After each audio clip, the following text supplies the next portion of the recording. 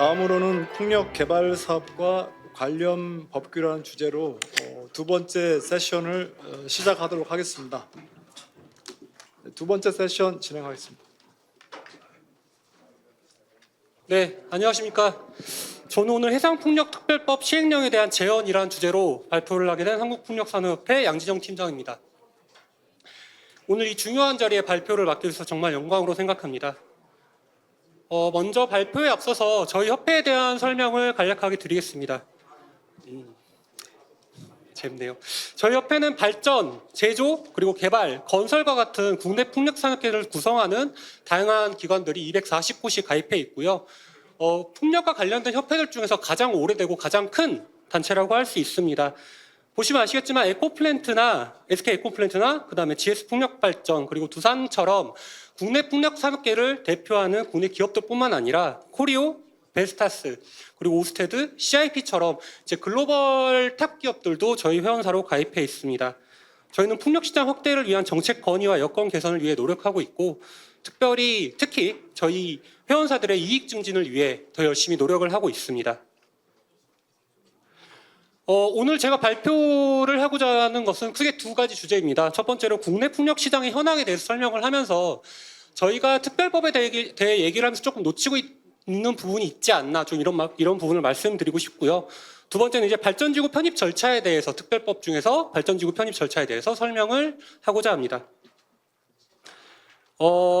이 첫 번째 보시는 자료는 설치 현황인데요. 풍력발전. 근데 이게 제가 솔직히 말씀드리자면 발표 자료를 드리고 나서 조금 업데이트된 부분이 있습니다. 그래서 이 자료로 봐주시면 좋겠고요.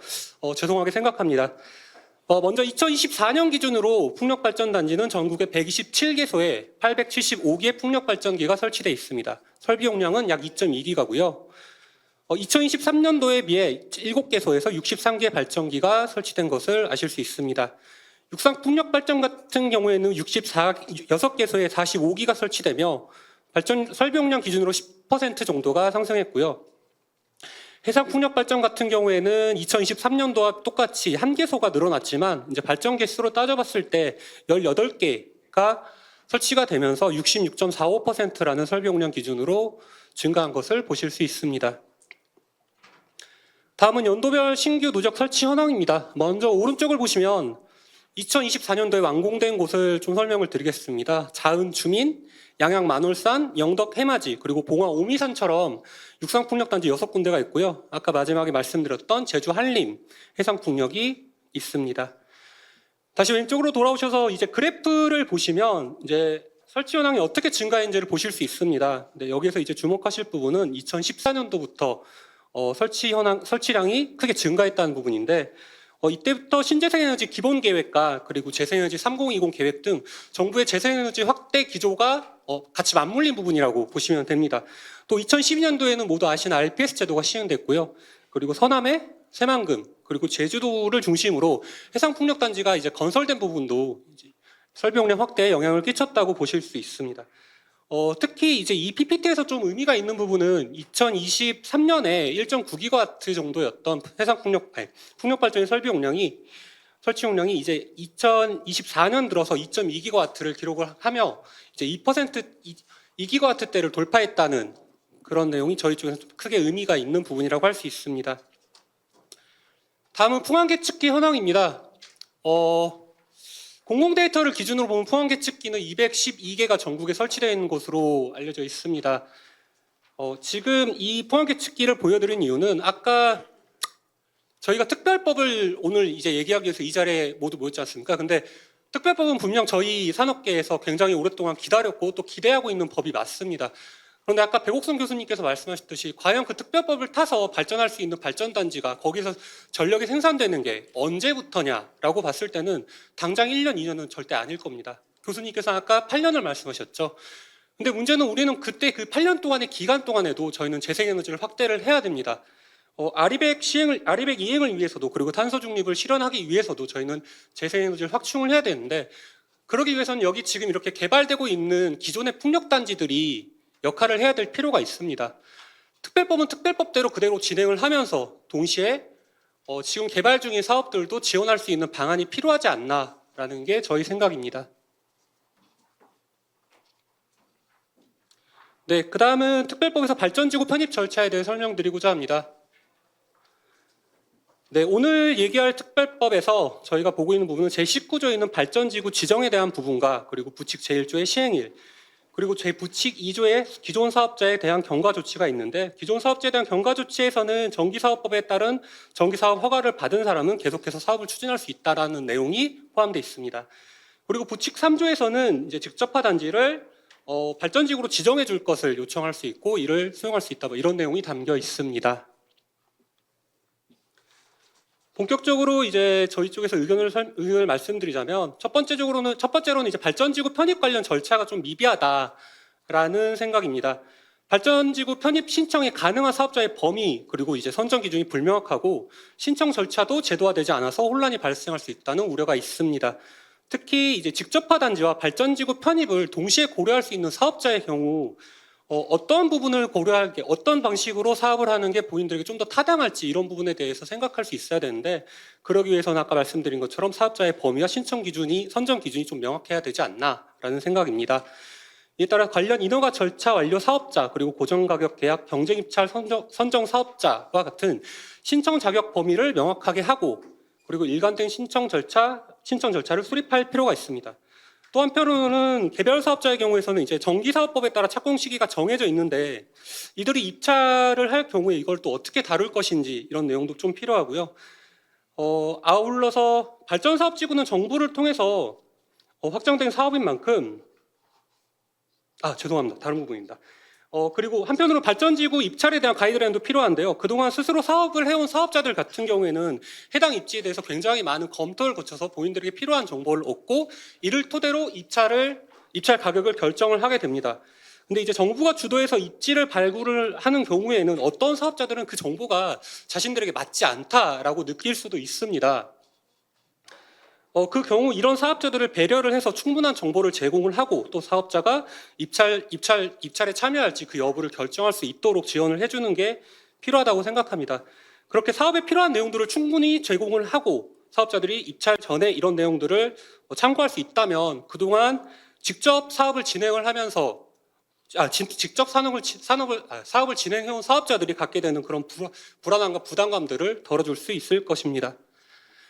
그 다음은 기존 사업자의 고정가격 계약 경쟁 입찰 참여 시점이 불명확한 부분이 있습니다. 직접화 단지에 대한 경과 조치 관련 종전 시점이 명확하게 필요하다는 내용은 특별법이 시행되게 되면 사실상 직접화 단지는 이제 정리된 수순을 밟게 될 것입니다. 그러게 되면 사업자 입장에서는 특별법과 그리고 직접화 단지 중에서 어떤 사업을 가는 것이 나을지 이런 부분을 검토해야 될 필요가 있습니다. 이를 위해서 직접화 단지가 언제 종전될지 어떻게 유지될지 이런 부분에 대해서 좀 알 수 있도록 예측할 수 있도록 정보를 제공해 주는 것이 필요합니다. 그리고 기존 사업자의 고정가격 계약 경쟁 입찰 참여 시 실시 계획 준비 기간 시점의 명확화가 필요합니다. 개별 사업자 현재는 지금 경쟁 입찰에 참여하면 얼마 만에 그 사업을 완공해야 되는지 준공해야 되는지 이런 부분들이 나와 있지 않습니다. 개별 사업자 입장에서는 이제 낙찰을 하게 되면 그 시점부터 이제 사업을 하기 위한 조사를 들어가게 되는데요. 그렇게 되면은 이제 앞단에서 준비해야 되는 실시 계획 준비 기간이 좀 길어질 수도 있습니다. 또 이러한 부분에서 좀 안배를 해야 되지 않나라는 생각입니다. 네, 그 다음은 기존 사업자가 발전지구에 편입될 경우 전체 편입 용량이 좀 기준이 모호하다라는 부분이 있습니다.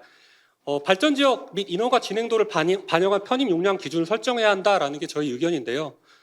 특히 이렇게 발전사업 편입 용량 기준에 대해서 얘기를 할 때 2025년에 2026년에 대한 내용을 발표를 하고 2026년에 2027년도에 대한 내용을 발표하고 이런 방식보다는 좀 사업자들이 예측을 하고 크게 로드맵을 그릴 수 있도록 3년, 5년, 10년 이렇게 좀 긴 기간에 대한 편입 용량에 대해서 발표를 해준다면 사업자들이 사업을 하는 데 있어서 좀 더 예측을 하면서 고려를 할 수 있지 않을까라는 생각입니다. 그리고 아까 말씀 잘못 드렸던 또 이렇게 사업을 하게 될 경우 정기사업자 같은 경우에는 이제 정기사업법에 따라 착공 시기가 정해져 있습니다. 이들이 입찰에 참여할 경우 어떻게 다룰 것인지 정리가 돼야 되고요.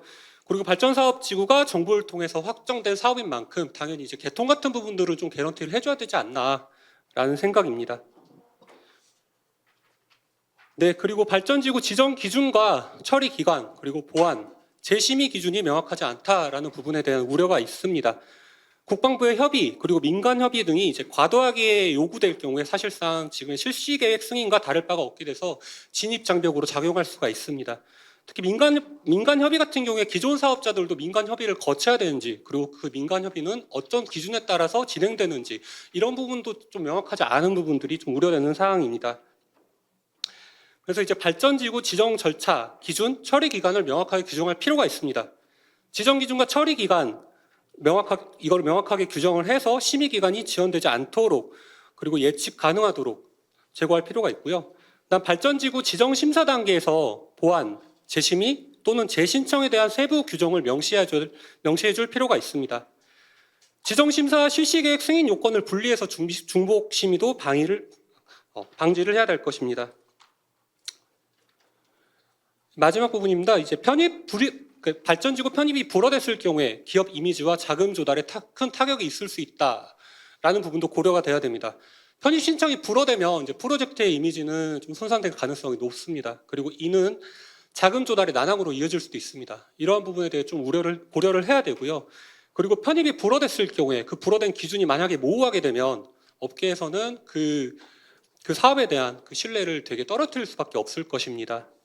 이를 위해서 편입 심사 기준을 업계와 충분하게 협의를 해서 좀 명확하게 마련을 해야 될 필요가 있고, 정량적으로 그리고 정성적으로 평가 기준을 구체적으로 마련할 필요가 있습니다.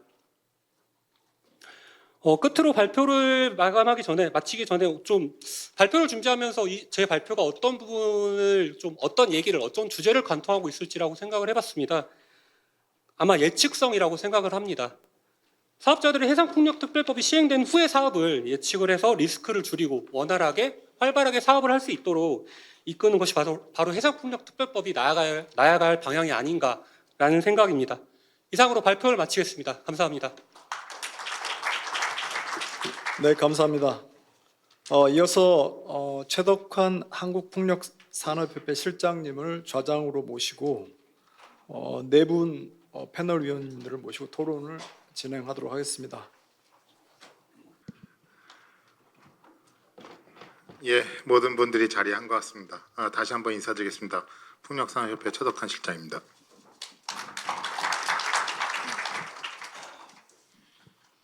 예, 뭐 앞서 이제 발표한 내용에서 이제 보면은 결국에 이제 그 끝에 이제 발표자께서 이제 예측성에 대한 부분을 얘기를 해주셨었는데요. 오래전부터 느끼는 사항들이 있지만 사실은 사업을 하는 데 있어서 가장 중요한 것은 어떤 저해 요인이 아니라는 생각이 듭니다. 가장 이제 문제가 되는 것은 결국 불확실성이 문제가 되는 것이죠. 솔직히 말씀드리면 사업자가 어떤 특혜라든가 뭐 이런 부분에서 이제 문제가 되기보다는 사실은 정부에서 아니면 이제 국가에서 하지 말라는 것과 해야 될 것을 정확하게 구분하는 것이 가장 이제 사업자들한테는 필요한 부분이라고 생각이 듭니다. 근데 이제 그러한 것들이 이제 모호하게 진행이 된다고 한다면은 계속해서 이제 상충되고 모순된 상황들이 이제 발생할 수밖에 없다는 그런 생각이 듭니다. 예, 오늘 이제 두 번째 세션 주제는 풍력 개발과 관련 법규입니다. 제가 이제 왼쪽부터 이제 좀 그 패널 토론 참석자분들을 소개를 올리도록 하겠습니다. 먼저 김홍옥 문무바람 상무님이십니다. 예. 그 다음에 강석환 고등기술연구원 연구위원님이십니다. 예, 그 다음 정태균 크레도 홀딩스 사업본부장님이십니다. 예, 그 다음에 이동일 법무법인 에너지 대표 변호사님이십니다. 예, 끝으로 오늘 발표를 해준 양진영 한국풍력산업협회 팀장님이십니다. 예, 토론은 크게 이제 첫 번째 이제 좀 질의를 이제 공통 질의를 드리고 이제 각 부분에 맞게끔 분야에 맞게끔 개별 질의를 드리는 시간으로 갖겠습니다. 원래 이제 그 패널 토론은 한 10분씩으로 좀 유지가 될 것 같긴 한데 지금 공통 질의하고 개별 질의를 좀 나눠서 해야 되기 때문에 공통 질의에는 각각 이제 5분씩 좀 먼저 시간을 좀 드리도록 하겠습니다. 예, 사실은 이제 법은 뭐 우리가 이제 놀 수 있는 플레이 그라운드입니다. 법적 기반 위에서 인력, 경험, 기술, 자본 등 다양한 자원이 투입돼 복잡하고 다단한 이해관계자를 좀 구성하고 있는데요. 그래서 이 모든 부분을 마주하는 여기 계시는 이제 현장 사업자들은 법을 바라보는 시각이 상당히 이제 복합적일 수밖에 없습니다. 특히 이 법은 이게 스켈레톤 단계라고 이제 보시면 될 것 같고 시행령이 저희가 이제 넘버를 붙여보니까 51개 정도 되더라고요. 대통령령으로 이제 넘긴 사항들이 51개 정도 됩니다. 결국엔 이제 이 스켈레톤에 이제 살을 붙이는 과정이고 구체적으로 제도와 정책이 어떻게 워킹이 될 것인가. 만약 이 부분이 제대로 되지 않는다면 법이 제대로 워킹되지 않을 수 있다는 그런 이제 우려도 할 수 있겠죠. 이 부분에 대해서 이제 얘기를 좀 할 건데요. 자, 모든 토론자분들께 질의를 드리겠습니다. 이 해풍법에서 사실은 아무리 이제 살펴봐도 이 신규 사업이 출현하는 데까지는 오랜 시간이 좀 소요가 될 거란 생각이 듭니다. 이 해풍법이 결국 실효적인 성과를 거두려면 가장 중요한 게 무엇인지 이제 한 번씩 좀 말씀을 주시면 좋을 것 같습니다. 여기 왼쪽에 김홍옥 상무님부터 말씀을 좀 주시면 좋겠습니다.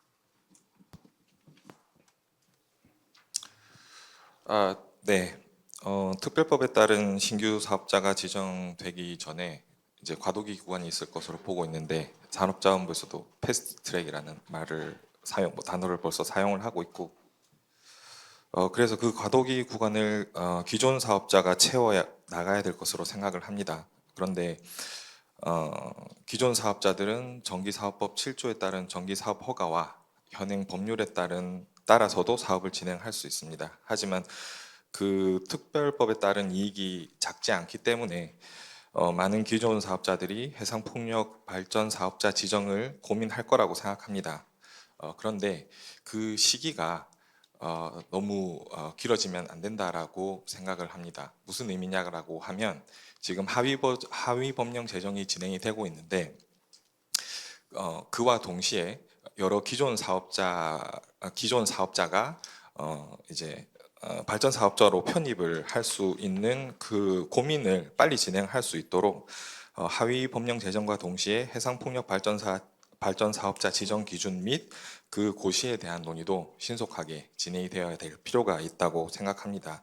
그리고 더불어서 실질적인 산업 경쟁력 강화를 위해서 관련 산업을 지원하고 연구 과제를 발굴하고 배우 항만을 지원하는 등에 대한 논의도 진행이 되어야 된다고 생각을 합니다. 이것이 국가 온실가스 감축과 탄소 중립 실현에 기여하고 해상풍력 산업의 경쟁력을 강화하는 해상풍력 특별법의 취지에도 맞는 길이라고 생각을 합니다. 두 번째로 정부 주도의 중장기 에너지 개발 정책을 펼치고 있는 국가들은 신재생 에너지 시대가 도래하기 수십 년부터 사실 석유, 가스 산업에서 에너지 공간 계획을 수립하고 관련 법규들을 정비를 해온 나라들입니다. 그런데 이제 우리는 첫걸음을 시작하는 단계에 있기 때문에 분야를 막론하고 우리가 부족한 부분이 무엇인지 식별하고 고민하고 그 부분 식별된 부분들을 개발해 나가는 그런 노력이 필요할 것으로 생각을 합니다. 가깝게는 위원회 설립이나 민간위원회 설립에부터 실질적인 사업자, 그러니까 발전 사업자나 유관 산업계가 그 논의에 적극적으로 참여해서 의견을 반영하는 그런 과정이 필요할 것으로 생각합니다. 이상입니다. 예, 고시 지정 속도하고 그다음에 인프라에 대한 부분들을 좀 이제 말씀을 해주셨고요. 그다음에 오랫동안 이제 입지 계획을 준비했던 나라하고는 다르게 첫 발을 좀 디디는 만큼 철저한 준비가 좀 필요하다는 말씀을 해주신 것 같습니다. 예, 다음은 이제 강석한 위원님 말씀을 좀 해주시기 바랍니다. 네, 두 가지만 말씀을 드리겠습니다. 1섹션에서 말씀하신 것처럼 그 해상풍력이 활성화되는데 한 8년 정도 소요된다고 했는데 사실 이 국가 NDC에 상당히 큰 기여할 것으로 예상은 되지만은 아직까지 수치적으로 보고된 바는 없기 때문에 준비를 많이 해야 될 것 같습니다. 첫 번째는 아마 다양한 의견이 조율이 돼야 되지 않을까라는 생각이 듭니다. 앞서 발표하신 이제 백 교수님께서 여러 가지 쟁점 사항들을 말씀해 주셨는데 특별법이 제정이 되면은 반대적인 의견도 많이 있을 것으로 예상이 됩니다. 그 의견들이 청취해서 조율하는 것이 필요할 것으로 예상이 되고요. 두 번째로는 해상 풍력 이 분야의 활성화를 위해서는 이 분야뿐만 아니라 전방위적인 산업에 대한 연계 활성화가 필요하지 않을까라는 생각이 듭니다. 그렇다면은 이 산업뿐만 아니라 국가적으로도 다양한 산업 분야에 영향을 미쳐서 국가 발전에 큰 영향을 미치지 않을까라는 생각이 듭니다. 네, 이상입니다. 예, 위원님께서는 다양한 이제 이해관계자의 조율 부분을 먼저 거론을 좀 해주셨고요. 그 다음에 이 해풍법을 통한 파급 효과가 정확하게 이제 산업적인 측면에서 효용이 나타나도록 해야 된다는 말씀을 좀 해주신 것 같습니다. 예, 다음은 정태균 본부장님 말씀 주시기 바랍니다. 네, 안녕하세요. 대규모 단지를 개발하고 있는 개발 사업자 입장에서 말씀 좀 드리겠습니다.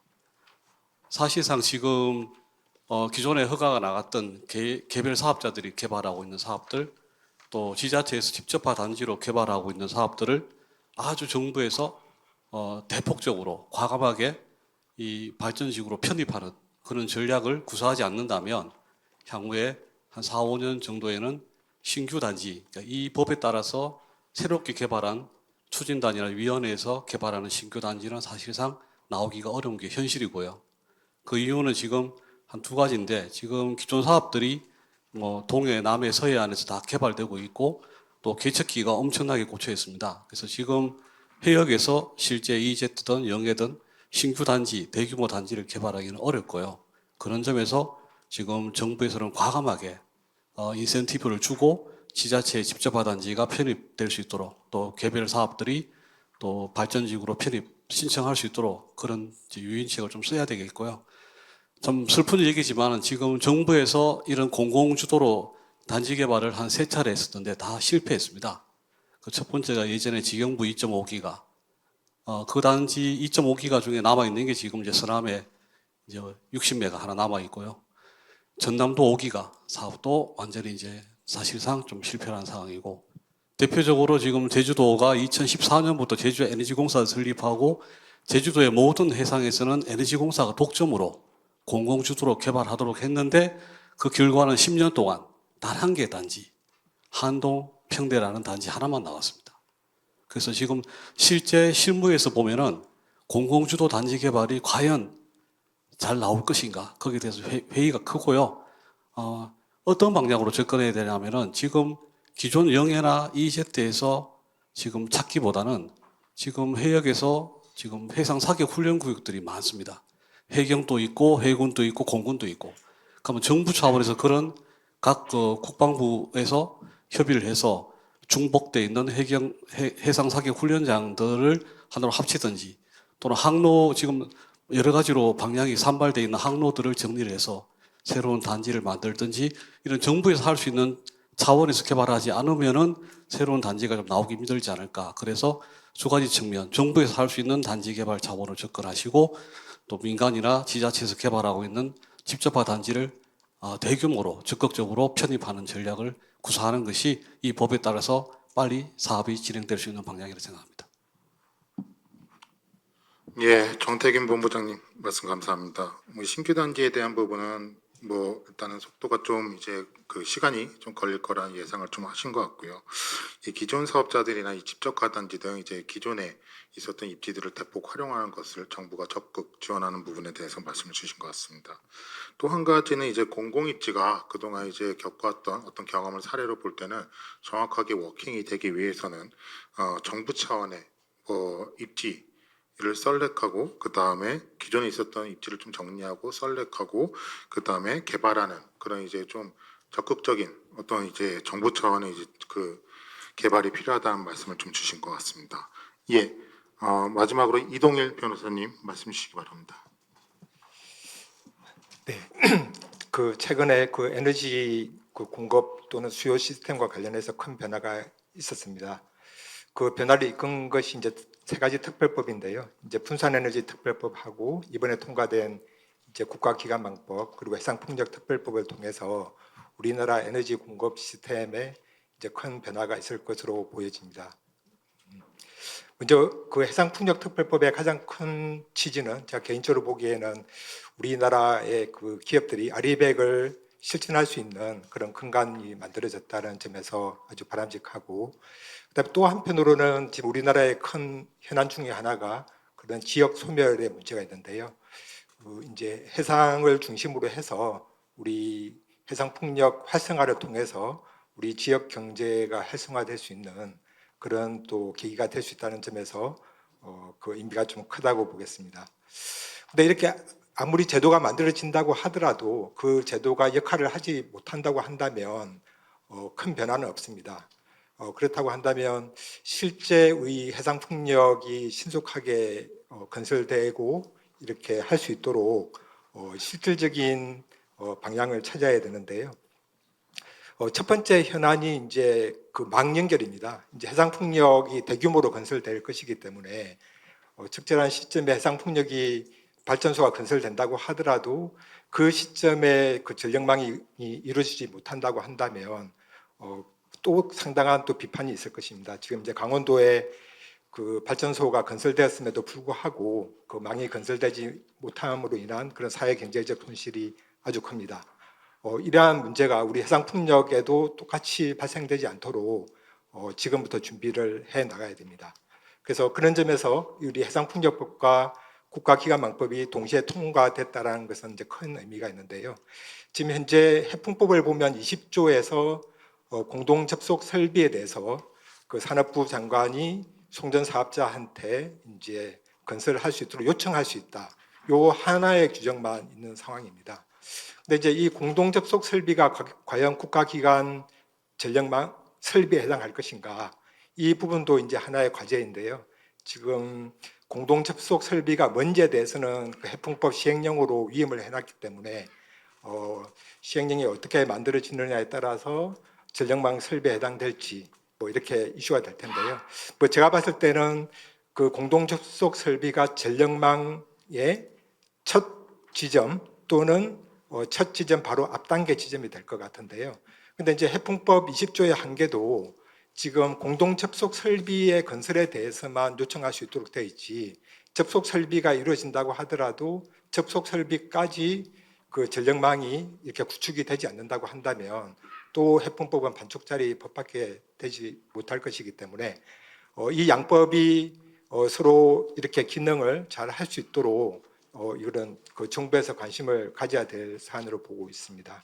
그래서 지금 국가기관망법 7조에서는 그 전력 수급 기본 계획과 전력망 기본 계획이 부합하도록 이렇게 하고 있습니다. 결국은 이 문제는 뭐 제도 규정을 어떻게 만들 것인가의 문제라기보다는 정부에서 양 제도를 얼마만큼 관심을 갖고 양 기본 계획이 부합할 수 있도록 지속적인 그런 관심이 필요한 영역이지 않나 이렇게 생각을 하고 있습니다. 그다음에 해상풍력 이제 이 아주 늦어진 이유 중에 하나가, 가장 큰 이유 중에 하나가 주민 수용성 확보 부분인데요. 지금 이 해풍법을 통해서 이 주민 수용성 문제가 다 해소될 수 있느냐, 이 부분도 제도만으로 해소되는 것 같지는 않고요. 얼마만큼 우리 정부와 그리고 사업자와 그리고 또 주민들이 그리고 또 지방자치단체가 어떻게 구현을 하느냐에 따라서 이 속도는 달라질 것 같습니다. 다만 좀 정부에 제안하고 싶은 것은 지금 국가망법에서는 주민 수용성 확보를 위해서 상당한 강력한 인센티브를 주고 있습니다. 특히 이제 그 송전법보다 훨씬 많은 인센티브를 주고 있고 하기 때문에 조금 우려가 되는 것은 이 해안가 주변에 있는 주민들 수용성 확보와 관련해서 전력망, 그러니까 송전 사업자는 기존보다 상당한 혜택을 부여를 하고 있는데 만약에 풍력 발전 사업자가 제공하는 그런 주민 수용성 확보를 위한 보상이 차이가 너무 크다고 한다면 또 그것도 하나의 현실적인 문제가 될 것입니다. 그렇기 때문에 송전 사업자와 풍력 발전 사업자 그리고 정부와 좀 머리를 맞대어서 주민 수용성을 송전 사업자 따로, 풍력 발전 사업자가 따로 하는 것이 아니라 송전 사업자, 풍력 발전 사업자, 정부 지자체가 같이 관심을 갖고 한 번에 주민 수용성이 해결될 수 있도록 좀 지혜가 필요하지 않나 싶습니다. 그리고 또 방금 말씀드렸던 바와 같이 이제 지방자치단체도 해상풍력 사업에 대해서 기존처럼 그냥 기존의 인허가 끈자 또는 그런 협조자의 지위에서 벗어나서 이 조금 전에 말씀드렸던 바와 같이 우리 지역의 대규모 해상풍력 발전 단지가 들어서게 되면 세수도 증가하게 될 것이고 해상풍력 발전을 위한 인프라들이 구축이 될 것이기 때문에 지방자치단체의 지역경제 활성화에 대한 커다란 동기부여가 될 것이기 때문에 지방자치단체가 조금 더 적극적으로 활동을 할 수 있던 적극 행정이 필요하다. 그리고 장기적으로는 지금 작년에 이제 그 시행되고 있는 그 분산에너지법에서는 그 40메가와트로 제한이 되어 있습니다. 그래서 이 부분도 장기적으로는 이제 그 해상 풍력도 큰 시각에서 보면은 그 분산에너지, 그러니까 그 지역에서 생산된 전기가 대규모로 그 해상 풍력 인근에 뭐 아리백 기업 산단을 유치한다든지 해서 그런 그 기회가 될 수 있을 거기 때문에 분산 에너지에 대해서 해상 풍력 발전에 대해서 규모를 좀 늘리는 방안에 대해서도 좀 고민을 해야 될 때인 것 같습니다. 네, 이상입니다. 예, 이동일 변호사님은 아리백 그리고 뭐 지역 소멸 등을 좀 예방하는 차원에서 이 해풍법의 어떤 그 의미, 어떤 이제 당위에 대해서 이제 말씀을 주신 것 같고요. 특히 이제 망 연결 부분에 대해서 우려를 좀 표명하시고 개통 연계, 그 공동 접속 설비에 대한 부분, 특히 이제 국가전력망 확충법하고 이제 연결을 해서 말씀을 좀 해주셨습니다. 또 이제 한 가지는 지자체의 역할에 대한 이제 강조를 좀 해주신 것 같고요. 특히 이제 또 분산 에너지, 우리가 이제 중앙집권적 에너지에서 벗어나서 이 분산 에너지로서의 어떤 해상 풍력의 역할도 이 필요성을 좀 강조를 해주신 것 같습니다. 예, 이제까지 이제 패널 토론자 분들의 이제 말씀을 좀 들어봤고요. 이제 좀 개별 질문으로 이제 들어가도록 하겠습니다. 이 개별 질문을 한 다음에는 이제 토론자분들 개별 질문을 하고, 그다음에 아까 이제 발표를 해주셨던 팀장님께 또 이제 몇 가지 이제 기존에 이제 있었던 질문 중에 한 2가지 정도를 뽑아서 또 이제 팀장님의 말씀을 듣는 순으로 진행을 하도록 하겠습니다. 예, 먼저 우리 김홍욱 상무님하고 그 다음에 이제 정태균 본부장님께 좀 이제 한 가지씩 이제 질문을 좀 드릴 건데요. 질문을 따로 드리긴 하지만 이 둘 다 이제 답변을 이제 주셔도 될 것 같습니다. 어떤 부분이냐면은 김홍욱 상무님께서는 이미 기존 사업자 중에서 상당히 이제 많은 이미 기존 사업자들이 많기도 하고요. 그 다음에 사업자 중에서 상당히 많은 절차를 거친 어떤 인허가 절차를 거친 사업자들이 있기에 꽤 있습니다. 그리고 이제 각 프로젝트마다 이 세세하게 이 진행도가 다 각기 다른데 정부가 뭐 입찰이든지 이 부분을 어떻게 좀 준비해야 될지 말씀을 좀 주시면 좋을 것 같고요. 그다음에 사업자가 입찰에 참여하기 위해서 꼭 정부가 준비해줘야 될 어떤 부분들은 꼭 강조를 해서 말씀을 좀 주셨으면 좋겠습니다. 김문욱 상무님.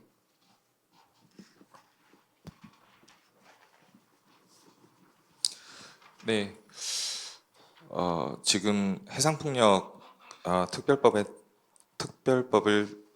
따라서 이제 사업을 준비하려는 기존 사업자들이 많을 텐데 그 실장님 말씀하신 것처럼 이제 정말 그 풍력 고정가격 입찰에 참여하기 직전에 사업 단계에 이른 회사들도 있을 것이고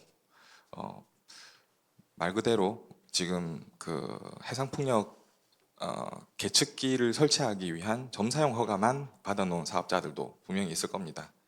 이제 그들의 목표는 같은데 이제 그 실질적인 사업 단계가 다르다 보니까 특히나 이제 입찰을 목전에 두고 있는 사업자들 같은 경우에는 빠른 결론을 내릴 수 있도록 앞서서 말씀드렸다시피 고시 재정에 대한 속도도 이제 빨리 높일 필요가 있지 않을까라는 생각을 먼저 해봤고요.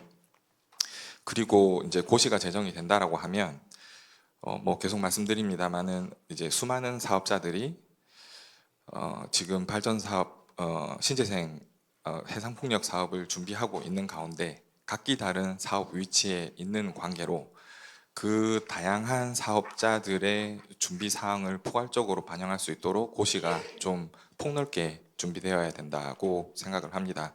물론 단계별로 그 고시를 너무 세세하게 다룰 수는 없겠지만 그렇지만 저희가 그 키 마일스톤으로 볼 수 있는 예를 들어서 해상풍력 계측기 설치, 그다음에 이전 발전 사업 허가 획득, 그다음에 이제 입찰 들어가기 직전에 개별법 의제건들에 대한 인허가 획득, 뭐 요 정도 3개 정도의 단계로는 충분히 그 그룹핑이 될 걸로 생각이 되거든요. 그래서 너무 세세하게 고시단에서 내용을 추가하는 것은 말 그대로 이제 법제정의 취지하고도 맞지 않고 어려운 난항이 있을 것으로 예상이 됩니다만, 충분히 많은 사업자들이 이제 혼란에 빠지지 않고 빠른 이제 사업의 결정을 내릴 수 있도록 여러 가지 정부단에서의 노력이 필요하다고 생각합니다. 네, 이상입니다. 예, 뭐 김홍욱 사무님께서는 기존 사업자 부분에 대해서 정부가 어느 정도 이제 이들을 이제 편입을 시키거나 아니면 이제 그 입찰을 하는 데 있어서 그 그룹핑 어느 정도 이제 그 진행도에 따른 그룹핑을 좀 해가지고 각기 다른 좀 대응을 해줘야 된다는 그런 이제 얘기를 좀 해주셨고요. 자, 정태균 본부장님께 좀 질문을 드리겠습니다. 기존 사업자에 대한 부분들은 사실 이렇게 좀 복잡하죠. 복잡하지만 이제 그룹핑을 해가지고 준비를 한다던가 하는 여러 가지 이제 이미 이제 많이 밟아온 사업자들에 대해서는 준비가 되는데 신규 사업자들은 사실 입찰에서 기존 사업자들하고는 좀 다르게 앞서서 이제 정보를 좀 취득하지 못한 상태에서 이제 입찰에 참여하거나 하는 그런 상태가 되지 않습니까?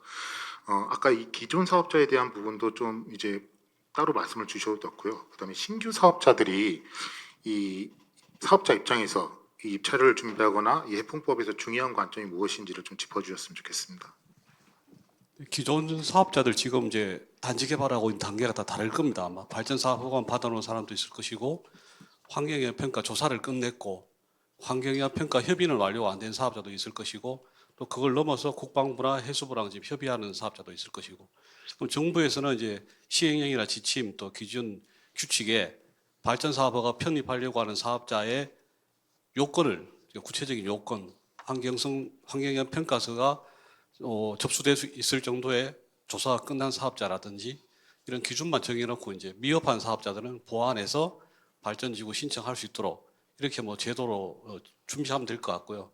그렇지만 공통적으로 아마 제일 어려워하는 것이 국방부라든지 해수부 협의는 아마 거의 완료를 못했을 겁니다. 그것은 발전지구로 편입된 다음에 정부 차원에서 해상풍력위원회 추진단 차원에서 국방부하고 해수부 협의는 마무리하는 것이 맞지 않을까. 그리고 이것도 아니고 지금 완전히 없는 상황에서 정부에서 발표하는 신규 발전지구에 대해서 입찰에 들어가려고 할 상황에서 저희가 개별 단지를 개발하는 사람 입장에서 조금 이제 부탁드리고 싶은 것은, 기본 설계를 완료한 다음에 예비지구 지정되면은 기본 설계가 완료되고 발전지구가 지정이 되거든요. 그럼 기본 설계가 지금 내용이 좀 모호합니다. 그럼 저희 사업자 입장에서 볼 때는 기본 설계에 제일 중요한 것이 그 단지의 위치와 면적입니다. 지금 제가 기존에 이제 발전 공급에서 완도나 뭐 신안군이나 개발해 보면 그 위치와 면적이 바뀝니다. 심지어 이제 어떤 단지는 거의 절반이 날아갑니다. 재척되는 경우도 있습니다.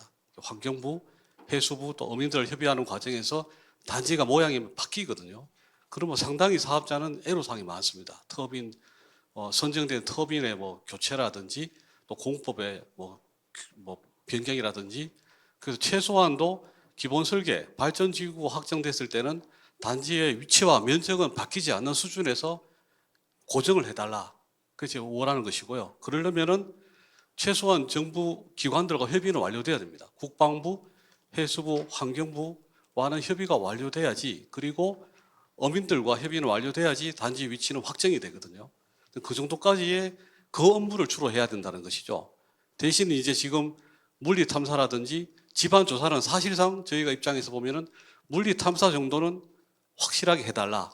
그러면 아주 고성능의 고주파, 저주파 그 탐지봉을 달아서 또 이 채널이라든지 다시 한번 사업자가 물리 탐사는 하지 않을 정도의 업무는 수행해 주시고 비용도 많이 안 들기 때문에, 대신 지반 조사는 사업자들이 사업 선정이 되면은 실제 우리나라 지반 특성상 그 락헤드가 다 이렇게 융기 지반이라서 실제로 터빈 하나하나마다 다 지반 보링을 해야 되는 상황이거든요.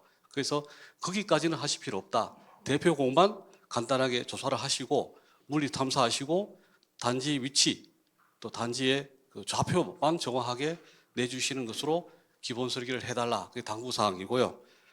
간단하게 두 번째는 이제 입찰을 낼 때 기가와트급으로 내달라는 겁니다. 지금은 단지를 400메가, 500메가 해서는 부대 시설이라든지 뭐 배후 항만에 투자한다든지 이게 어렵습니다. 그래서 가급적이면 대규모로 기가와트급으로 입찰을 내주실 것. 그리고 개통 연계 항상 나오는 얘기인데요. 개통 연계는 기설 변전소에 연계하는 방안을 내달라. 신설하는 변전소 3, 4, 5인데 한전이 새로 송전망을 깔고 또 새로 변전소를 언제까지 짓겠다는 것은 거의 못 지켜지지 않습니까? 그래서 가급적이면 기설 변전소 또는 전원개발 실시계획 승인을 받은 상황 그런 변전소에 연계하는 방안으로 정부에서 이제 개발하시는 발전지구는 그렇게 입찰을 내달라는 겁니다. 예. 뭐 몇 가지 이제 주요한 사안들을 좀 잡아주신 것 같습니다. 뭐 개통에 대한 부분, 뭐 지반 조사에 대한 부분들을 어디 정부가 어느 정도를 부담하고, 그다음에 사업자가 어느 부분을 부담하고. 사실은 아까 이제 세션 1에서 그 이종원 부사장님이 패널 토론하면서 말씀 주신 중에 기본 계획에 대한 어떤 설정 범위하고도 좀 연관이 되는 것 같습니다. 어디까지를 이제 정부가 이제 범위로 보고 수행을 할 것인가에 대한 부분들도 같이 좀 엮여져 있는 것 같고요. 그럼 여기서 좀 파생을 해서 다시 이제 김옥 성무님, 그러면 아까 기존 사업자 부분 말씀 주셨는데 여기에 이제 추가적으로 신규 사업자들이 입찰에 이제 준비하는 데 있어서 필요한 부분하고, 특히 지금 이제 사업을 수행하신 부분에 이제 부유식 풍력이 있지 않습니까? 그 부분까지 이제 같이 좀 언급을 좀 해주셨으면 좋겠습니다.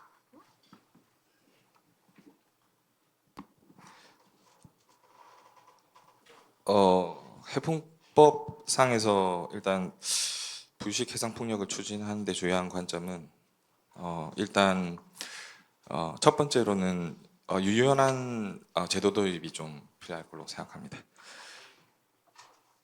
이제 제가 생각하는 바로는 일단 정부 주도의 통합 입지 계획 중심의 제도로 인해서 기존 사업자의 개발 제한이 좀 우려되는 부분이 없지 않아 있습니다.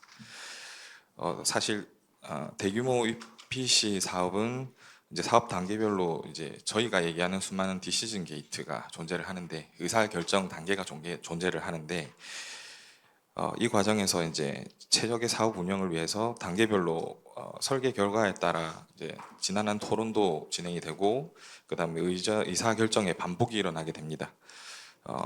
그래서 이제 변화하는 수용성과 사업 여건에 따라서 사업 목표가 크게 변경되는 경우도 있습니다.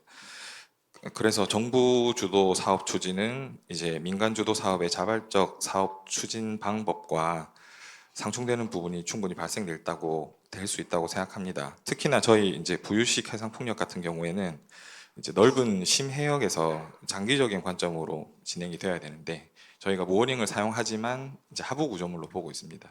영구적인 구조물로 보고 있습니다. 그런데 이제 수많은 변수가 있음에도 불구하고 이제 예비지구 지정, 발전지구 지정 이후에 이제 유엔에도 이제 변경될 수 있는 여러 가지 부분들을 이제 반영하지 못한 부분이 있다면, 좀 사업 추진이 신규 사업이든 현행 저희 기존 사업자든 부유식 사업으로는 좀 사업 추진이 어려운 부분이 있지 않을까 생각이 들고요. 유연한 사업 추진을 위한 뭐 예외 적용을 이제 도입을 한다든지 하는 유연한 법 적용을 좀 바라봅니다. 그리고 또한 관련 기준에 조속한 정비를 위해서 이제 풍력 발전 사업의 보호 및 조기 투자가 일어날 수 있도록 이제 빠른 진행을 부탁드리는 바가 있습니다. 지금 또 기존 특별법은 지금 사실 기존의 해상 풍력 산업 중심으로 이제 설계가 되어 있다 보니까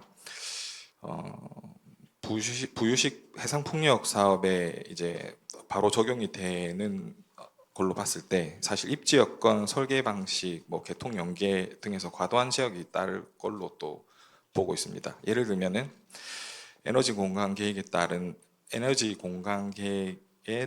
이제 예비지구 지정에 대한 실효성, 고정식 같은 경우에는 뭔가 예상이 가능한 부분도 있을 수 있는데, 그럼에도 불구하고 많은 사업지 변경이나 위치 변경이 일어나고 있는 가운데서 부유식 같은 경우에는 더욱더 큰 변수들이 많은 관계로 이제 정부가 진행해 놓은 공간 계획 및 이제 예비 지구에 대한 실효성에 대한 문제가 조금 우려가 되고요. 그 다음에 실시계획 수립 기간이 사실 2년으로 적시된 게 저희는 좀 우려스럽습니다. 무슨 얘기냐고 하면 저희가 발전 사업자로 지위를 얻고 난 다음에야 저희가 기본 설계를 진행을 하게 될 텐데 저희가 얘기하는 이제 그 기본 설계에 소요되는 시간이 이제 2년은 좋게 걸리는 걸로 저희가 판단을 하고 있습니다. 통합 연성 해석 3단계를 진행을 하는 것만 해도 저희가 거의 2년 가까운 시간이 소요가 될 텐데 지금 2년은 어떻게 보면은 지금 그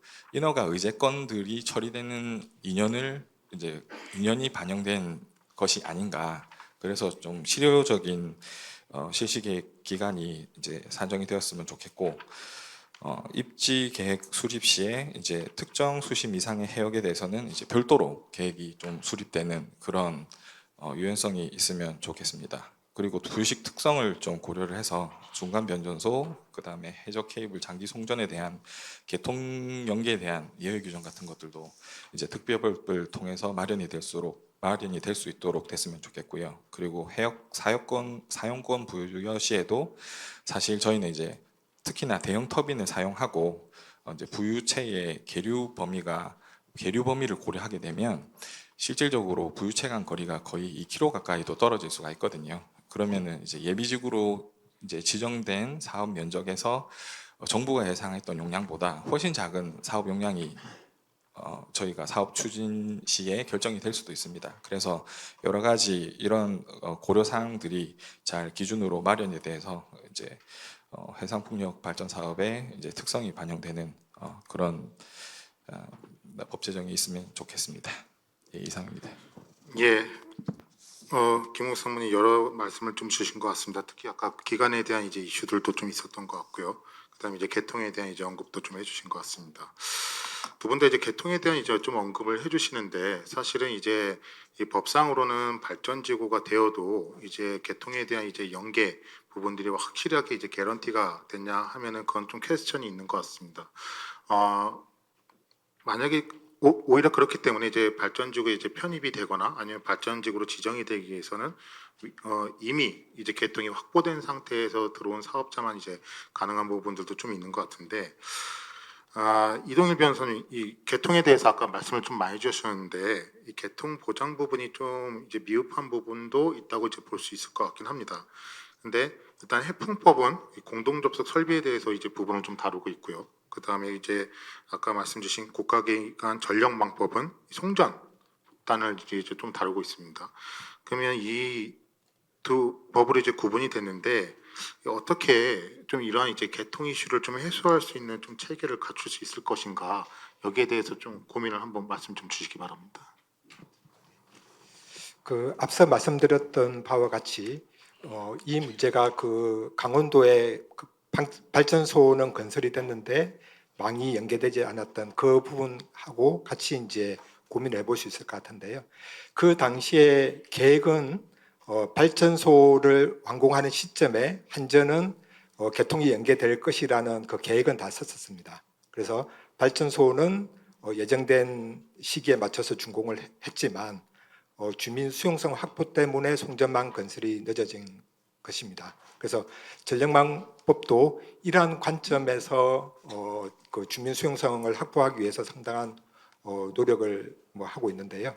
우리 해상풍력도 마찬가지로 이렇게 제도가 구축이 되지만 해상풍력 발전소가 완공되는 시점에 송전망이 완전히 구축될 수 있도록 이게 장기간의 계획이긴 하지만 그 준공되는 시점이 맞춰질 수 있도록 이 부분은 지속적인 관심과 그 노력이 좀 필요한 부분이고 아까 말씀드렸던 바와 같이 그 주민 수용성 확보 부분도 만약에 송전망 관련된 주민 수용성은 확보되었지만 풍력 발전 사업자가 확보하지 못하게 되면은 또 반대 상황이 되겠죠.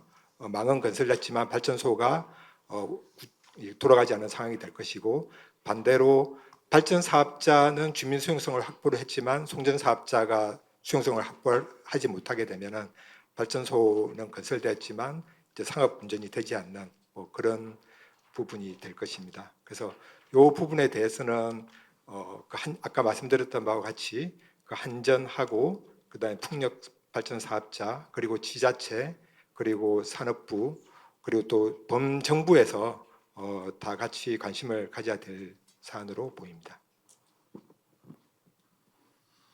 예, 뭐 개통 확보에 대한 이제 범정부적인 어떤 이제 관심과 이제 좀 촉구를 해주셨고요. 다음에 이제 시행령 단에서 이 부분들을 어떻게 좀 더 보강을 할 수 있을지에 대해서도 좀 더 이제 고민이 필요한 부분인 것 같습니다. 아까 이제 그 개통에 대한 이제 어떤 민원에 대한 부분들도 이제 좀 말씀을 주신 것 같은데, 정보분장님 다시 한번 좀 질문을 좀 드리겠습니다. 이제 뭐 미리 드렸던 질문 중에 하나인데, 이 현재는 프로젝트마다 별도로 이 주민동의나 민간협의회를 진행을 하고 있는 상황입니다. 그리고 사실은 이제까지 민간협의회가 이제 가이드라인 수준에서 이제 운영이 됐다가 이 해풍법이 들어오면서 공식적인 법적 절차로 부상을 했습니다. 이 민간협의회가 앞으로 좀 어떻게 운영이 돼야 된다라고 좀 보시는지 말씀해 주시기 바랍니다. 네, 제가 지금 말씀드리는 개발 사업자 입장이기 때문에 절대적인 건 아니고요. 제가 이제 실제 집접화 단지 지금 단지 개발할 때 지금 이미 민간협의회가 운영이 되고 있습니다. 저도 이제 여러 지역들 민간협의회 위원으로 참석을 해보면 이제 솔직히 말씀드리면은 이제 거기 한 3분의 2 이상이 어민들하고 주민들이 대표로 오시는데 문제는 이제 우리가 이해해야 할 것이 그분들이 서로 안 친하십니다.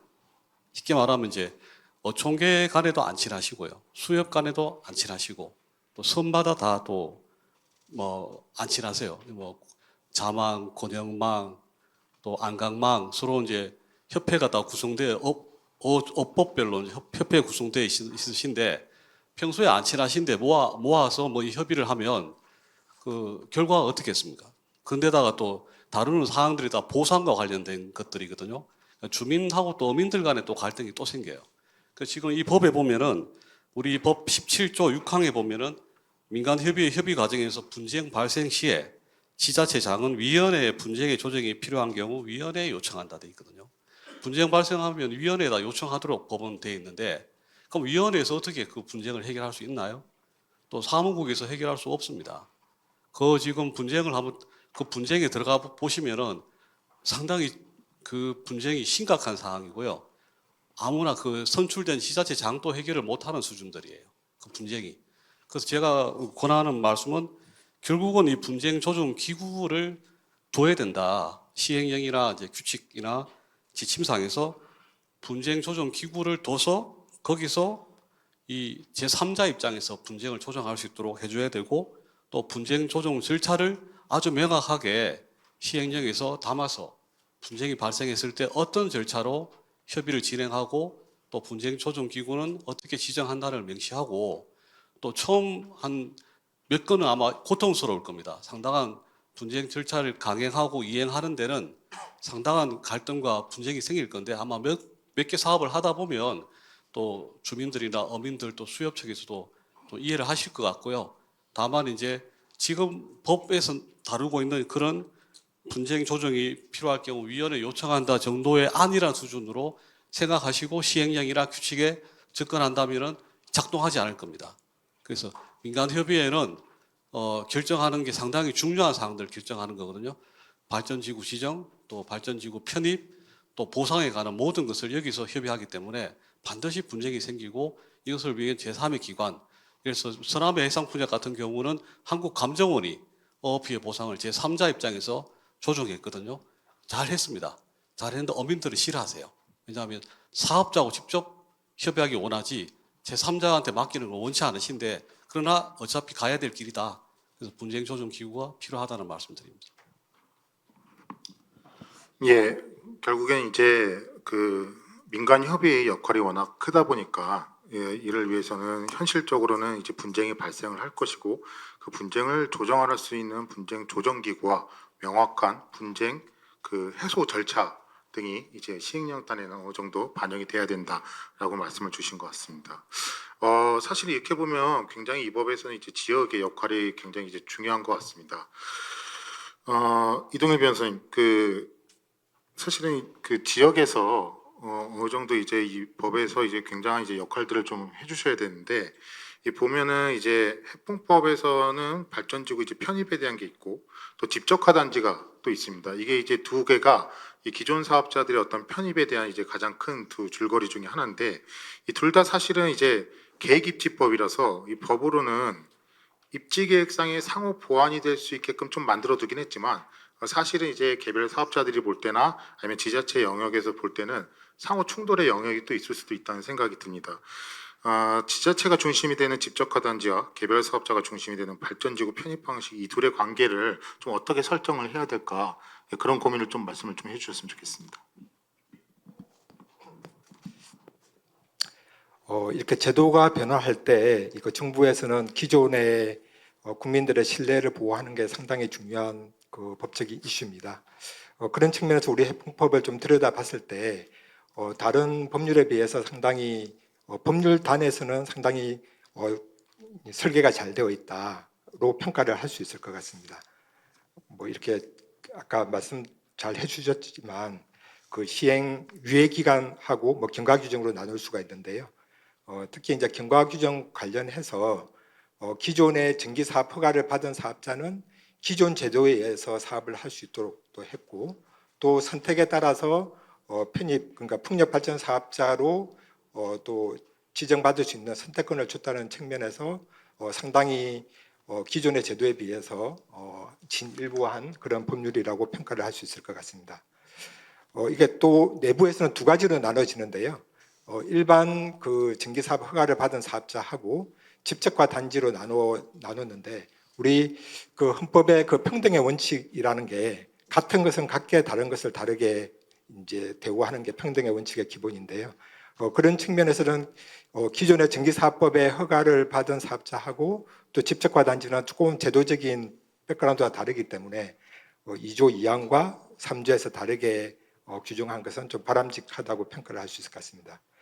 먼저 이제 2-2항 관련해서 조금 전에 말씀드렸던 것처럼 법률의 단계에서는 상당히 잘 짜여진 법이지만 이게 제 기능을 하려면 시행령 단계에서 그 구체적인 기준이 잘 설치가 돼야 될 것 같습니다. 왜냐하면 그 풍력 발전 사업 그 기존의 정기 사업 허가를 받은 자가 해풍법에 의해서 풍력 발전 사업자로 선정 신청을 한 경우에는 이게 선정하는 게 법적으로 보면은 발전 지구 지정 플러스 발전 사업자 선정 두 가지의 처분의 효과를 두 가지를 가지고 있기 때문에 이 편입 기준하고 그 다음에 지구 지정 기준, 사업자 선정 기준이 법 체계적으로 정합성이 있어야 됩니다.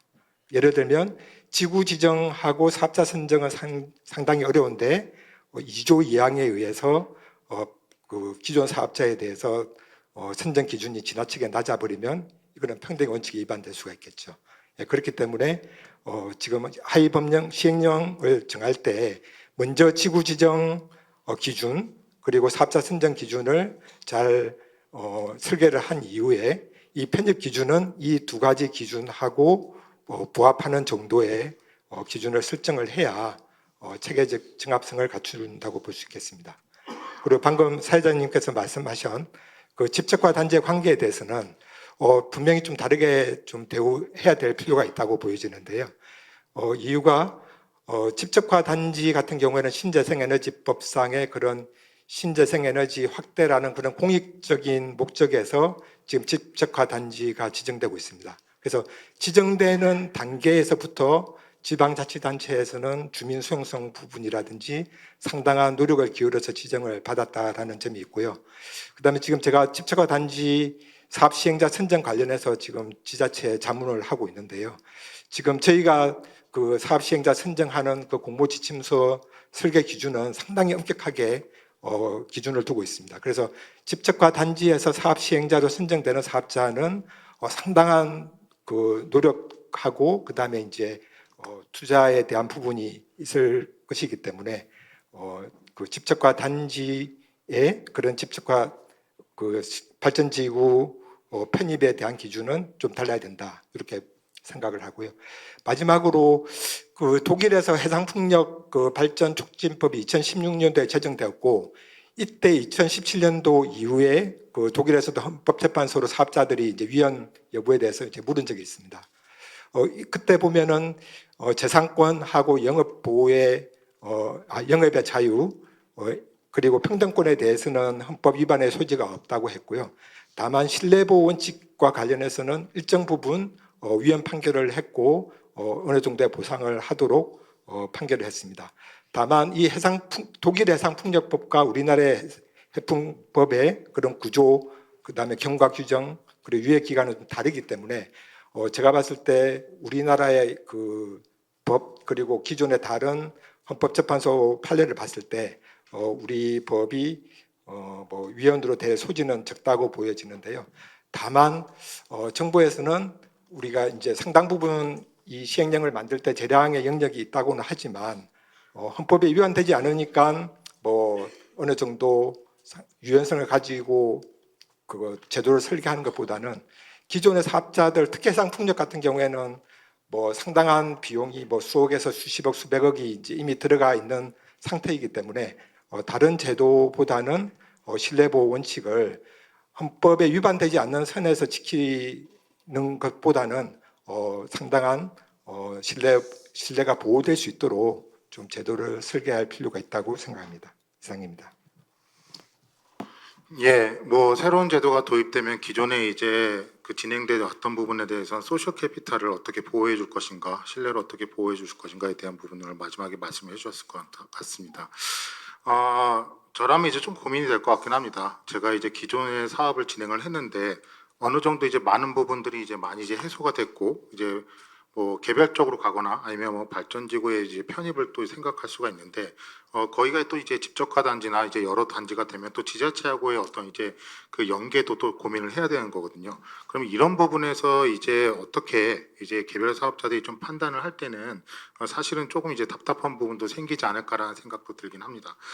예, 그리고 이제 그 이런 부분에서 이제 그 결국에는 뭐 지역과 이제 사업자 간의 어떤 이제 그 조정에 대한 부분들도 이 법에서는 약간은 이제 기준이 좀 필요하지 않을까 그런 생각이 좀 들기도 하고요.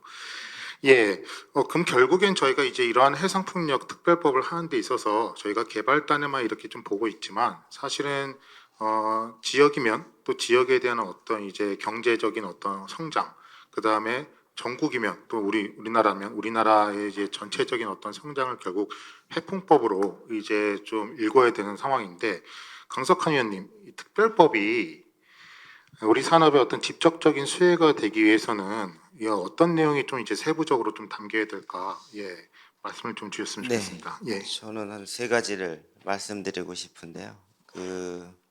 그거에 앞서 아마 이 시행령 준비 시에 풍력시장 활성화를 위해서는 아마 저희가 한 5가지 정도 큰 이슈가 발생하지 않을까라는 생각이 듭니다.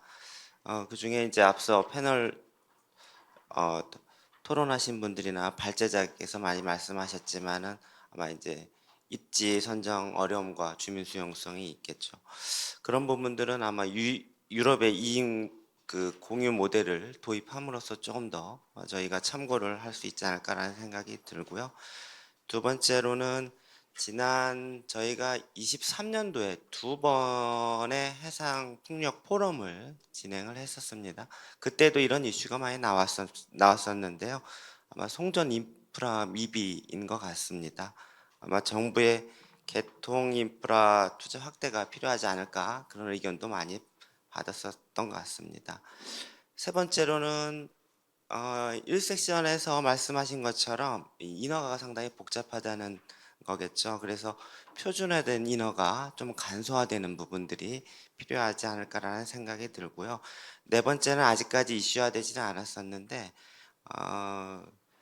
터빈이나 부품의 공급망 문제이지 않을까라는 생각이 듭니다. 이 풍력 산업이 활성화되면은 국내뿐만 아니라 글로벌 공급망 그 병목 현상이나 가격 상승 요인이 될 것으로 예상이 돼서 이 부분도 우리가 고려해야 될 것 같고요.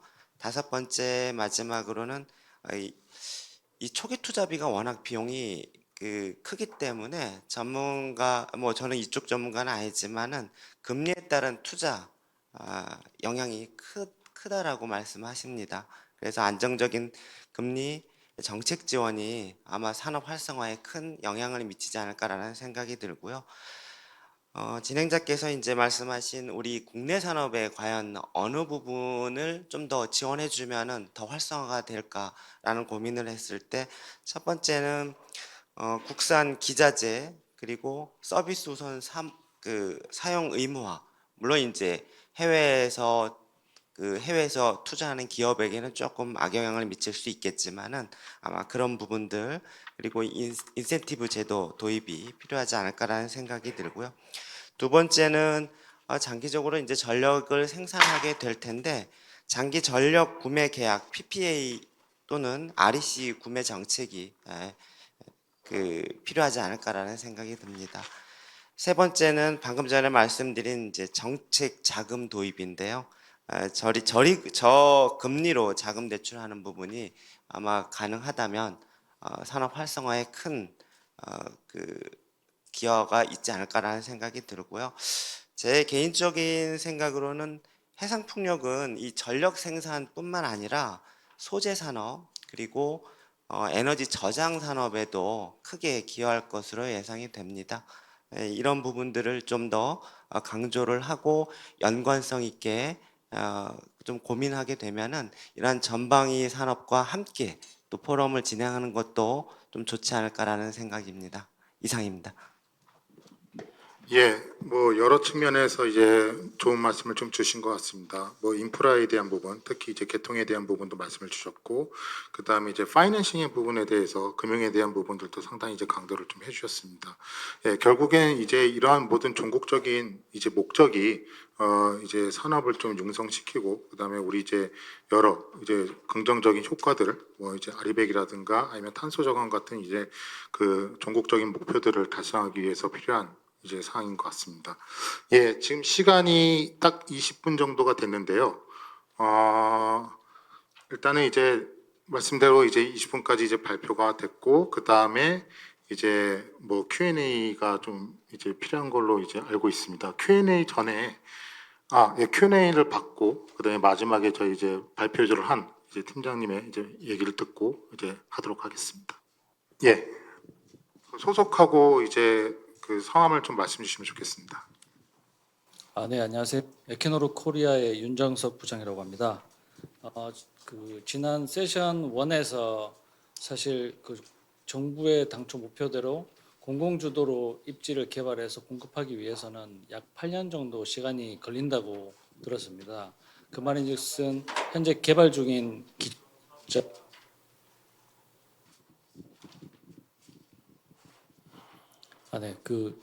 현재 이제 기존 사업자들의 이제 사업 편입이 굉장히 주요한 요소라고 생각이 되는데요.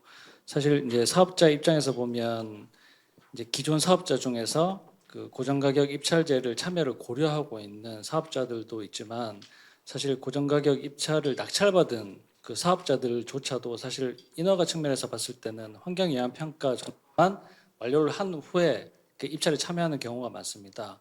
근데 이렇게 이제 개별적인 법에 의해서 인허가를 저희가 받다 보니까 굉장히 큰 애로사항이 있는데 혹시 그 낙찰이 된 사업자에 대한 편입에 관련된 부분하고 그리고 뭐 기존 사업자들이 만약에 발전지구나 예비지구에 편입돼서 진행되었을 때 사실 기존 그 EBL 허가로 보면 8년 이내에 그 완공까지 돼야 되는데 혹시 이 사업 기간에 대한 유예 부분도 같이 검토가 되고 있는 것인지 궁금합니다.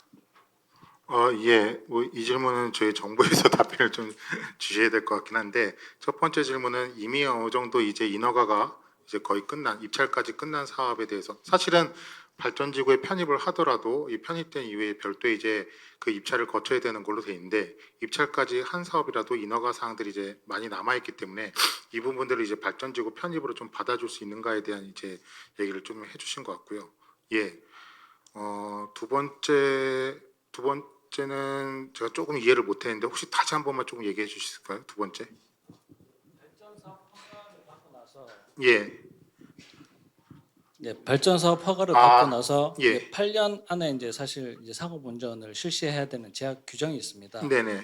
그럴 경우에 이제 사업 편입으로 인한 추가적인 이제 사업 기간이 소요될 경우에 사실 8년 이내에 사업을 마무리하기가 어려울 수도 있거든요. 이러한 부분이 어떻게 그 고려되고 있는지 시행령 준비단에서 그것이 궁금합니다. 아, 예. 시행령 땅에서 어떻게 고려가 되고 있는지는 저희 중에 말할 수를 예. 제가 보충해서 지금 말씀하신 그 두 번째는 지금 발전사업가 받으면 준비 기간이 8년이죠, 해상풍력이. 근데 입찰을 받으면은 우리 정부 입찰, 그러니까 가격 입찰을 하면은 300메가 이상은 이제 78개월로 또 바뀌거든요. 그럼 아마 이제 우리 박사님께서도 아마 그 시행령 준비하시는 달에서 아마 발전지구 지정된 사람한테는 다시 이제 이런 두 개가 지금 상충되거든요.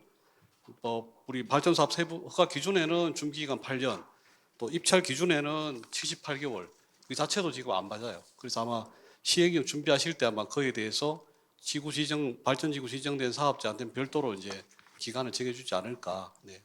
다른 말씀 있으시면 백옥성 교수님 뭐 말씀 좀 해주십시오. 배국선 교수님이 말씀 주셔도 되고요. 사실은 오늘 세션을 좀 끝까지 자리를 함께 해주시면은 오늘 그 산업부에서 나오신 분이 있습니다. 이제 그분이 이따가 저기 잘 보이시는데 이따가 이 질문을 잘 간직하고 계셨다가 그때 세션 때 꼭 말씀을 주시리라 믿겠습니다. 예. 네네. 또- 그리고 저기 유튜브에 올라온 질문이 하나 있었는데요. 뭐 딱히 이제 이게 연관된 건 아닌데 질문이 왔으니까 그거 하나 하고, 그다음에 아까 저희가 세션 1번 할 때 그때 첫 번째 질문 있었는데 그거 아마 질문 드리면 좋을 것 같습니다. 첫 번째 질문은 저희 풍특법이 그 도입된 다음에도 고정가격 입찰제 형식으로 계속 평가가 될 건지가 첫 번째 질문, 유튜브에 올라와 있는 질문이고요.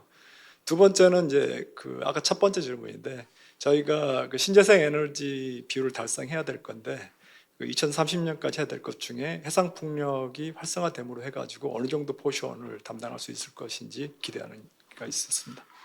예, 이 부분은 오히려 저희도 이제 정부 쪽에 좀 제언을 해야 되는 부분이 아닐까 싶긴 합니다. 사실은 결국엔 그렇기 때문에 기존 사업자의 편입이든 그 다음에 신규 사업이든 연도별로 해상풍력 로드맵과 같은 그런 이제 그 전망, 그 사업자들이 전망할 수 있고 국가가 전망할 수 있는 이런 이제 그 시그널을 미리 줄 수 있는 이런 사항들이 좀 필요하다고 생각합니다.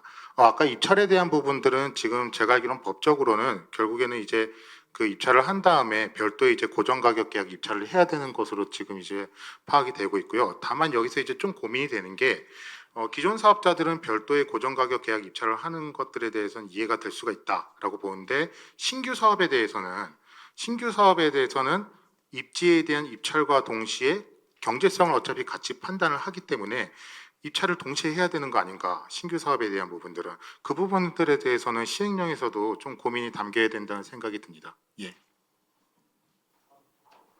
그다음에 이제 아까 저희 맨 처음에 나왔던 질문이었는데요. 2030년까지 우리가 달성해야 되는 신재생 에너지 그 비율 중에 해상 풍력 사업이 활성화됨으로 해가지고 어느 정도 비중을 담당할 것을 예측하시는지에 대해서 첫 번째 질문이 나왔습니다.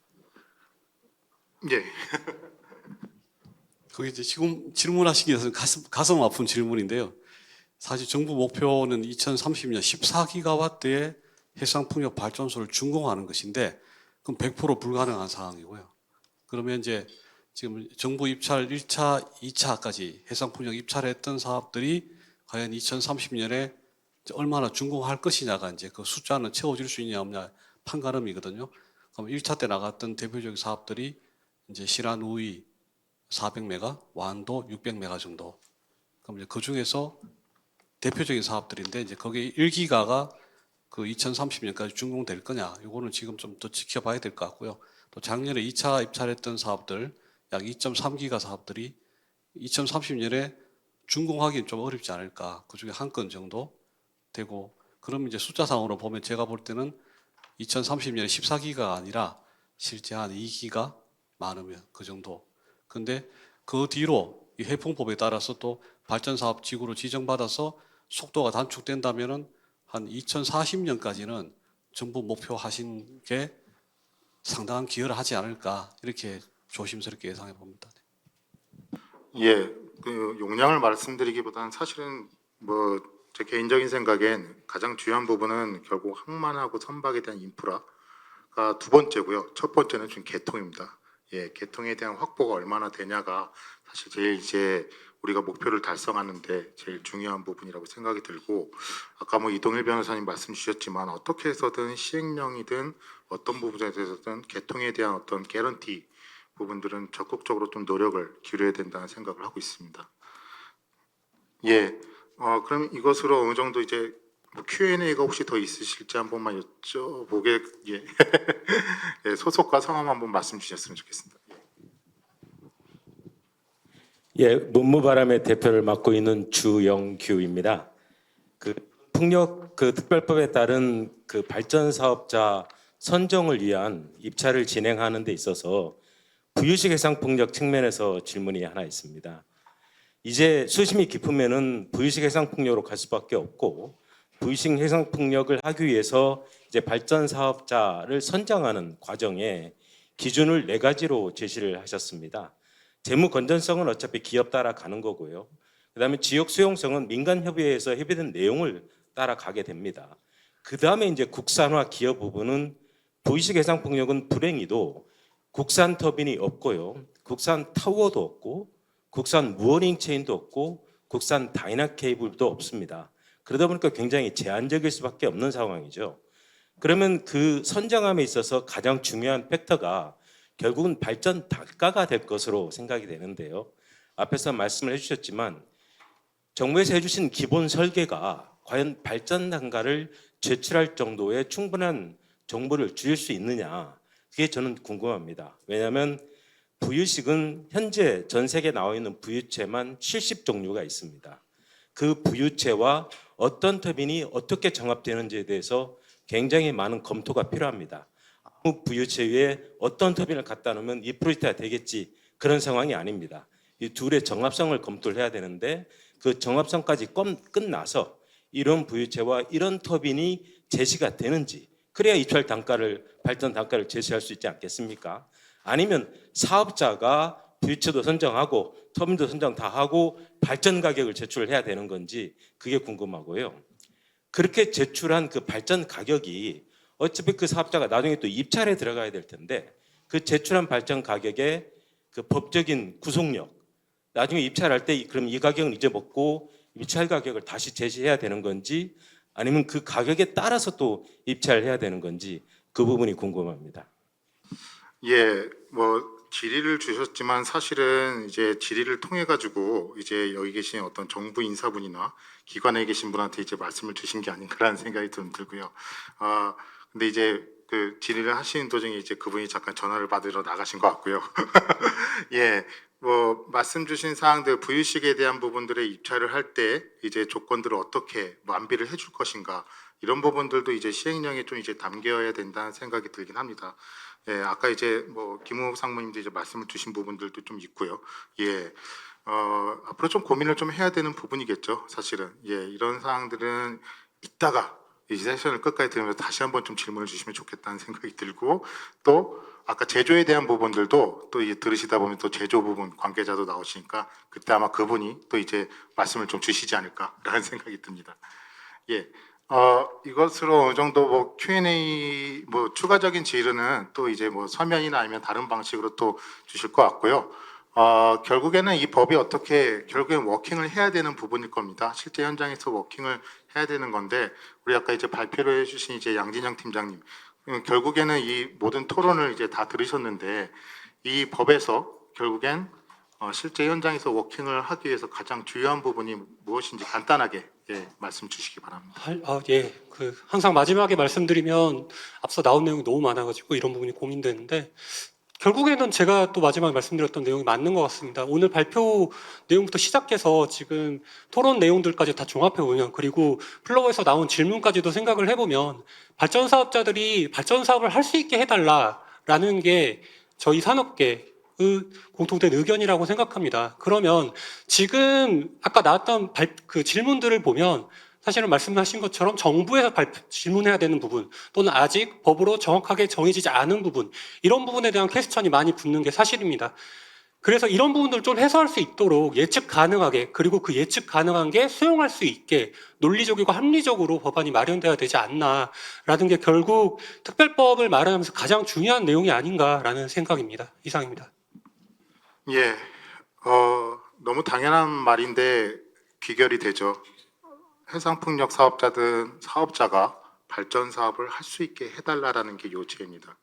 예, 너무 당연한 말인데 여러 가지 복잡한 의미들이 담겨 있다고 생각합니다. 예, 이것으로 이번 세션 2의 토론회를 가름하는 말로 끝내겠습니다. 고맙습니다. 네, 훌륭한 발표와 열띤 토론에 감사드리겠습니다.